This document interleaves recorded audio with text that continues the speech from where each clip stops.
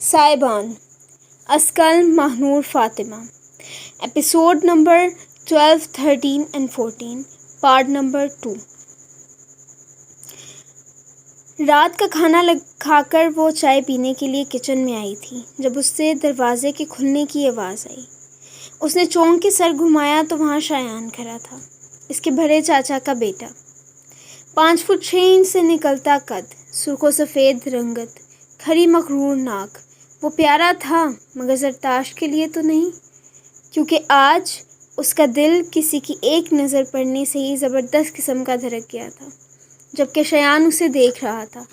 इसे अपनी ये कज़न प्यारी लगती थी मगर अब कुछ ज़्यादा ही प्यारी लगने लगी थी। दिल में गुदगुदी सी होने लगी थी। वो प्यारी सी लड़की स्याह रंग के शलवार कमीज़ पहने और प्यारी लग रही थी।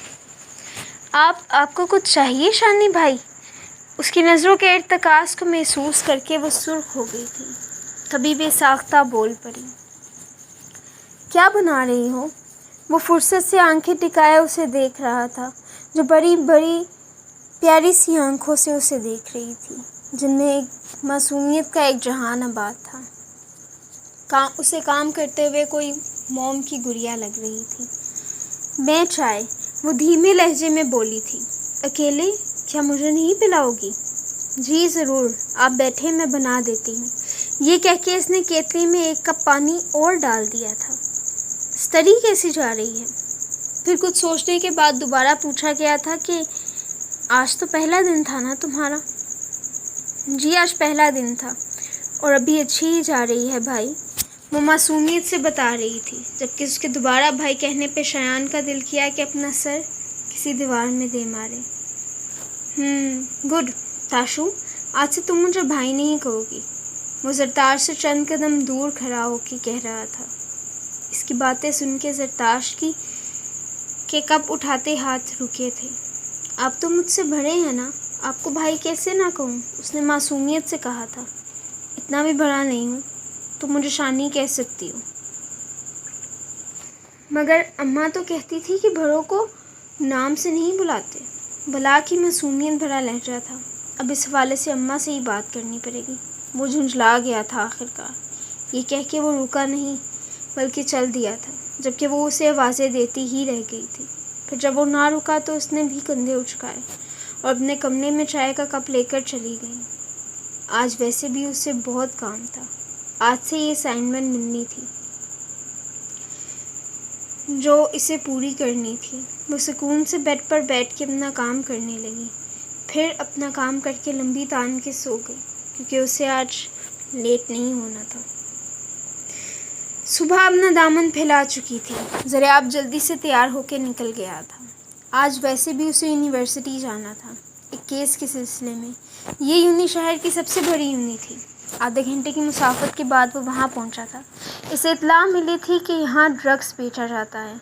इसी हवाले से वो यहाँ आया था। हर चीज़ का मुआयना करने के बाद वो वापस ही जा रहा था जब वो परी पैकर को देख के ठिठक गया। वो स्किन कलर के सादे शलवार कमीज़ में कंधों पर शॉल लिए आसमान से उगती कोई हूर लग रही थी। सर्दी की वजह से सुर्ख नाक और फूल की लाली को मात देते उसकी गाल। वो ज़रियाब हैदर का दिल एक बार फिर धड़का गई थी, जबकि ज़रियाब बिना पलक झपकाए उसे आते देख रहा था। ज़रताश अपने ध्यान में चलते हुए आ रही थी जब एक पहाड़ से वजूद के साथ टकराई थी। उसको अपनी कमर पर किसी के मजबूत हाथों का एहसास हुआ था, मगर उसकी पकड़ ऐसी थी जैसे किसी फूल को पकड़ा हुआ हो। गिरने के डर से उसने अपनी आंखें मीच ली थी, जबकि ज़रियाब उसके शाहदाबी मुखड़े को देख रहा था, जो धूप में मज़ीद खिला खिला लग रहा था। उसकी नज़रें ज़रताश की ठोड़ी के खम और उसके थोड़ा सा ऊपर होंठों के ऐन नीचे तिल पर अटक गई थी। खुद को सरजनिश करता वो बहुत मुश्किल से उसके मुखड़े से अपनी नज़रें हटा पाया था और उसे सीधा किया था। इसके सीधा करने पर वो नज़रें फाड़े उसे देख रही थी। ये बंदा ये कहाँ यहाँ आ गया? क्या ये कोई ख्वाब है? इसके दिल की धड़कनें इस हद तक बढ़ गई थी कि इसने खुद को संभालने के लिए अपनी आंखें मीच ली थी। اس کا چہرہ کسی گلاب کی طرح لال ہو گیا تھا، جبکہ ذریعہ جان نثار نظروں سے اس کی معصوم ادا کو دیکھ رہا تھا۔ مس فیری، آپ ریلیکس ہو رہے ہیں، سب ٹھیک ہے؟ وہ اسے پرسکون کرنا چاہتا تھا، جبکہ زرتاش اس کی آواز سن کر 2 قدم پیچھے ہٹی تھی، اور پھر اس کے قدم پیچھے کی جانب بڑھ رہے تھے، جبکہ ذریعہ کے قدم اس کی جانب۔ آپ دور کیوں جا رہی ہیں؟ وہ پریشان سا پوچھ رہا تھا۔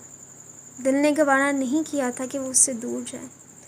مجھے آپ سے بات نہیں کرنی، وہ روٹھے لہجے میں بولتی اسے مسکراہٹ دبانے پر مجبور کر گئی تھی۔